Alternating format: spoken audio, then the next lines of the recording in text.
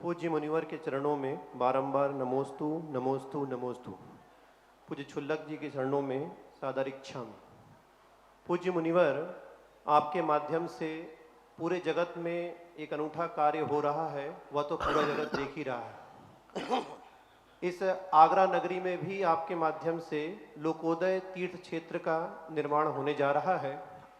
मेरी जिज्ञासा या मैं कहूँ मेरा एक अंदर की भावना है कि जैसे हम देखते हैं कि दिल्ली, जयपुर और आगरा, ये पूरे भारत की जो त्रिवेणी है, ये विदेशों के लिए, विदेशी पर्यटकों के लिए एक मुख्य स्थान है। आगरा में लोग ताजमहल देखने आते हैं, दिल्ली में भी बहुत सारी चीज़ें हैं, जयपुर में भी जाते हैं।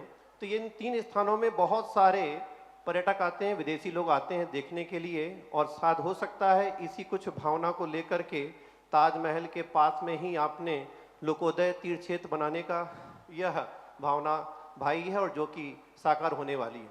तो मेरा एक ये है, जिज्ञासा भी है कि जैसे दिल्ली में एक अक्षरधाम बना हुआ है, जहाँ पर कहते हैं कि श्री नारायण जो वो हैं, उनका बहुत अच्छा वो बना हुआ है। वहाँ पर आप जाएं तो जो नारायण भगवान है, उनके 3 घंटे में वो कौन थे, क्या थे, उन्होंने क्या किया, वो 3 घंटे घूमने के पश्चात आप पूरा परिचय प्राप्त कर लेंगे कि वो कौन थे। तो ऐसा ही मेरी भी भावना है।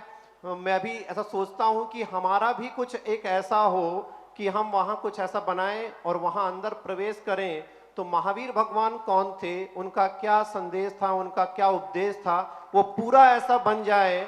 कोई भी विदेशी वहाँ जाए, भले वो टिकट हो, टिकट आराम से देंगे लोग, और देख करके घूम के आए तो ताजमहल फीका पड़ जाए, लेकिन लोग वहां अवश्य जाएं और देख करके जैन धर्म क्या है, भगवान महावीर कौन थे, वह परिचय उनसे वहां प्राप्त हो जाए। क्योंकि हम सब जगह अजैनों में तो ये प्रभावना नहीं कर सकते, लेकिन ऐसा कोई एक चीज बन जाए जिससे वो जैन धर्म की परिचय को प्राप्त कर सकें, तो बहुत अच्छा कार्य हो जाएगा। बन ही रहा है तो वहां पर कुछ ऐसी भी प्रकल्पना बन जाए तो बहुत हो जाएगा। महाराज जी, आपका जैसा। प्रेरणा तो मैं दे ही रहा हूँ।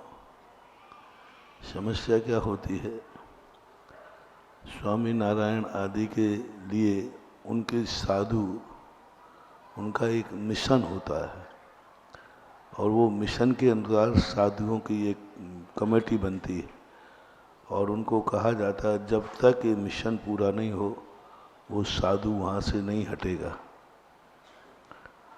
अब यहाँ पर हमारे सामने समस्या है, मैं कुछ भी कर सकता हूँ, कुछ भी हो सकता है, कर भी सकता हूँ और हो भी सकता है। समस्या होती है कि जैसे ही चतुर्मास हुआ तैसे ही विहार करना अनिवार्य है। और जब जो कल्पनाएं होती हैं वो बैठ कर के जो होती हैं, ये कल्पनाएं कहीं बनी हुई नहीं है कि एकदम ला करके रख दो, वो तो कल्पना करना पड़ती है, और रेगुलर वहाँ रुके बिना ये काम हो नहीं सकता। और दिगंबर चर्या के अनुसार ये संभव नहीं होता, इसलिए ऐसे अच्छे कार्य नहीं हो पाते। और या फिर श्रावक कुछ ऐसे समर्पित हों जिनका शौक हो और वो इसको समर्पित होकर, यही सभी जगह देख लीजिए, कोई ना कोई साधु वहाँ पर बैठा हुआ है, तभी काम चल रहा है। समाज में इतनी दम नहीं है, समाज अर्थ प्रधान ही समाज है, वो कोई समय देते नहीं हैं। तो अब ये इतनी सारी समस्याएं हैं, जितना मेरे से बनता है, मेरे पास 2 शक्तियां हैं, एक मन और एक वचन, वो मैं सदा समाज को देता रहता हूँ। और समाज के पास 2 शक्तियाँ हैं, तन और धन। ये चारों जब तक मिली रहेंगी कुछ भी हो सकता है। अब कभी तन और धन मिलता है, मन वचन नहीं मिल पाता। तो प्रयास तो है कि अच्छी चीज़ बने। आप देखना जहाँ भी अच्छी चीज़ बनी वहाँ कोई ना कोई साधु कई वर्षों तक रेगुलर बैठना पड़ता है, बैठ करके तब फिर कल्पना बनती है। क्योंकि कोई वो जो अक्षरधाम बना 2-4 हजार करोड़ का है, कोई 100 करोड़ का नहीं। 2-4 हजार करोड़ में बना होगा। 2-4 हजार करोड़ रुपए इकट्ठा करना पड़ता है तब, क्योंकि वहाँ पर ऐसी चीज़ों में पैसा बहुत खर्च होता है। अब 2-4 हजार रुपया खर्च, 2-4 हजार रुपया नहीं, 2-4 हजार करोड़ के लिए तो बैठना पड़ेगा। वो भी हो जाएगा, वो कोई बड़ी बात नहीं है। 2-4 हजार करोड़ भी कोई बात, बस वही है कि बैठना पड़ेगा। अपने साधु पद की जो मर्यादा है, मेरा तो भाव यही है, मैं उतना ही कर सकता हूँ जिससे मेरी साधुता सलामत रहे, मेरी सामायिक सलामत रहे।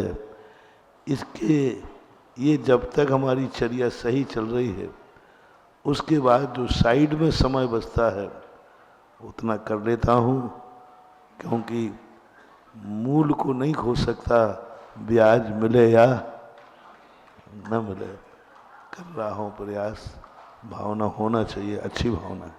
नमस्कार। पूज्य गुरुदेव, ये तो पूरा देश नहीं पूरा विश्व जानता है कि आप जो चाहें वो कर सकते हैं, क्योंकि आपके पास वचनों की सिद्धि है। आपकी वाणी से जो निकलता है वो होता ही है। और जैसे ही आपने इस तीर्थ का नाम लोकोदय तीर्थ रखा, तब समझ में आ गया कि एक ऐसा तीर्थ बनेगा कि तीनों लोकों के ऊपर से देवता भी आकर के उस तीर्थ को देखने आएंगे। एक ऐसा लोकोदय तीर्थ आगरा में बनेगा, और आगरा के लोग भी जब ताजमहल यहाँ पर है तो कुछ अद्भुत ही बनाएंगे, ऐसा हम सबको विश्वास है।